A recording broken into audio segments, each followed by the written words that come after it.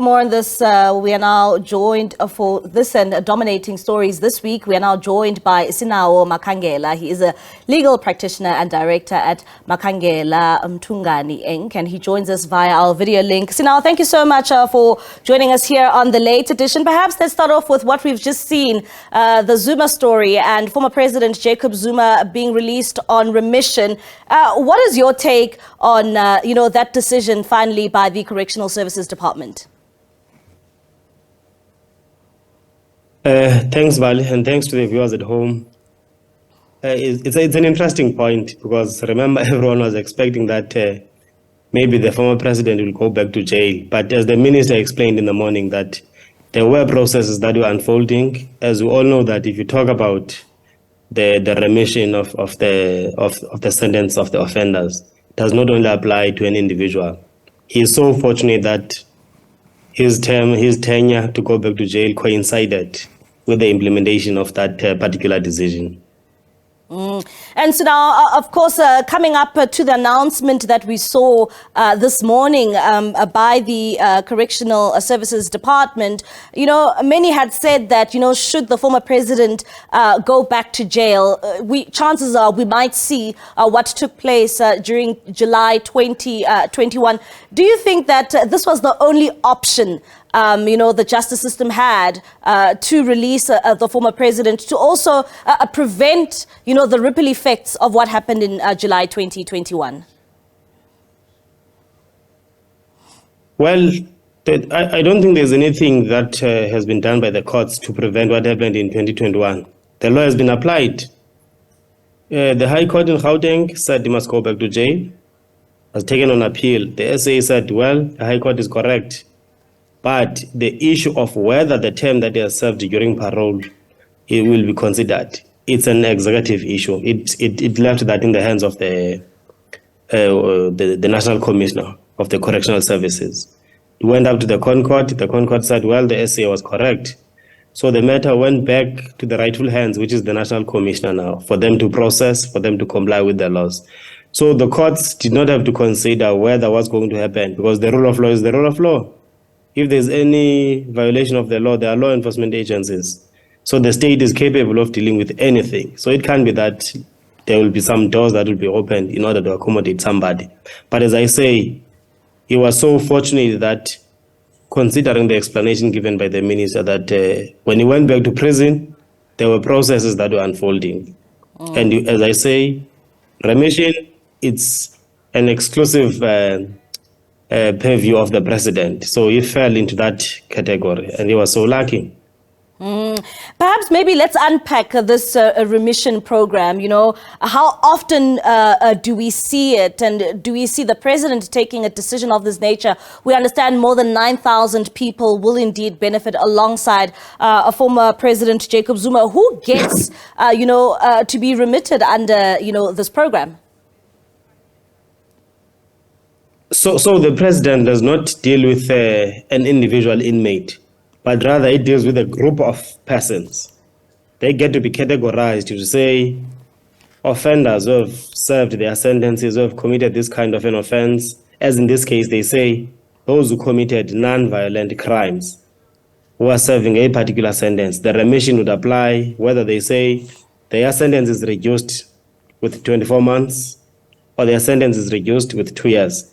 It does happen all the time. President Mandela did it. President Mbeki did it during his tenure.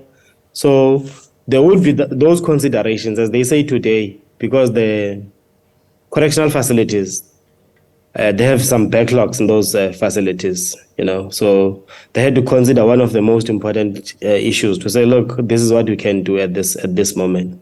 So it's the power that the president has in terms of the law of the country. I don't know if maybe, you can just give us a bit of insight there in terms of, what type of persons can actually, be released under this remission program. So if we talk of the period, if they say non-violent crimes, now they know all the inmates in the correctional facilities in the country. Sorry. So those who have been convicted, let's say let's talk about the period. In this instance, they talk about the reduction of the period with the 24 months. So obviously, because his period was 15 months, he falls within the category. And his crime is not a violent crime. He was in contempt of the court order. Violent crimes would be talking to those murders, rape. So those ones would not fall within this category. It's the group of those inmates and all others. Theft, for instance, those who have been convicted of theft, it's a non-violent crime. Actually, where there was no violence in those instances. You know, we've just heard from some of the reaction, and we saw the DAMP, Glenys Breitenbach, saying that the justice system has been manipulated, to ensure that the former president doesn't serve his jail term. We also saw there are a number of people in Durban, some saying that he should go to prison, while others shared a different sentiment, saying that he's an old man and, he needs to go home and retire. What do you make of, some members of the public saying that the justice system here was manipulated, to allow the release of the former president? Well, perhaps the best thing will be to start by getting the information of when did the whole process of this remission started. When did it reach the president's table? At what stage was at the time the Concord upheld the SAA decision? How far was the process at that time? Because remember, we have to look at it in the lens of the legal scrutiny. Was there a process? If yes, then there's nothing untoward about it. Is he a candidate that fall within the category of those persons who have committed a non-violent crime? Yes. If the answer is yes, then there's no problem. But if you say, well, he committed a violent crime, then he should not benefit from this system. If the process was there, if there was an ongoing process, well, we may say it's a coincidence. Fortunately for him, when he had to go back, because he did not know that he was going to go back today, or the Concord was not going to agree with him. But fortunately, Concord said, well, SAA was correct. When he went back, there was a process that was unfolding to address other issues within the correctional facilities. And fortunately, he had to benefit out of that process. And so now another top story. I do get the point that people, when they sympathize with him, others are saying the law is the law should be the law. The correct point is that the law should be the law. The law does not have to look who the person is. So if the president's process is above board, then be it. If somebody has an issue with that, he must take the president's decision to court for review. And so now let's take a look at, other matters that were before the courts this week. And one of that top story is indeed the Senzo Meyiwa murder trial. Today we heard from some of the witnesses and, very interesting revelations coming out when it comes to Kelly Khumalo's cell phone, and saying that, data was deleted from her phone just hours after, the murder of Senzo Meyiwa. What do you make of what we heard today and what has transpired this week in the Senzo Meyiwa murder trial? It's shocking. Every time there's a witness, you get something new. You get a new story under cross-examination. We now know that there are about not less than 4 versions about what happened on the day. And as I always say, it's so unfortunate for the family of Senzo that I don't know whether they will get justice out of this process. Were there any due diligence processes in investigating this matter by the investigating officers? There are those accused persons who are there. They're expected to respond to some charges. Which ones? Which allegations? From which witness? Remember, many versions have been given to this court by these state witnesses. And the state, remember, the state has a task here. The task is to prove its case beyond any doubt. I just feel for the judge now. Already maybe he's having some red pens. He's hoping that he can get a coherent story. You can't have a coherent story from this witness to this other one and that other one.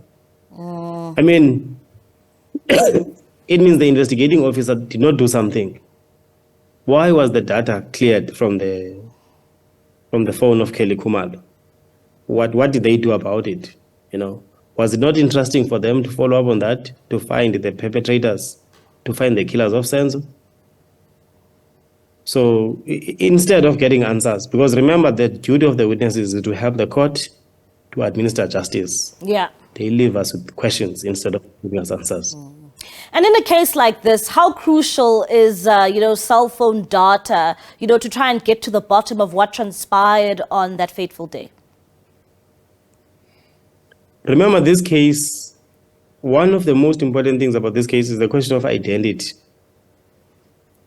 We need to identify. The court has to know, how have the perpetrators been identified? The guys who are in court, how have they ended up in those seats? How did they end up being the accused in this matter? So the issue of the data is very important to understand the last conversation the deceased had with every person, just to track, because it has to do with what is called circumstantial evidence, whatever conclusion that can be drawn, so that at least the police, the investigating officers can understand that so-and-so might be involved in the killing of Senzo. So-and-so might be involved, having considered the circumstances of their relationship. So if then some data, important data has been cleared, it means really the police officers took this matter to court prematurely, or they've not done their work in one way or the other. Sinawo? As I say, from where you are sitting, you've got different versions. Every day you hear a witness, they contradict each other. Yeah. State witnesses are contradicting each other in this matter. Yeah. Sinawo, thank you so much for your contributions on the show. That is Sinawo Makangela, a legal analyst there from Makangela at Makangela Mtungani.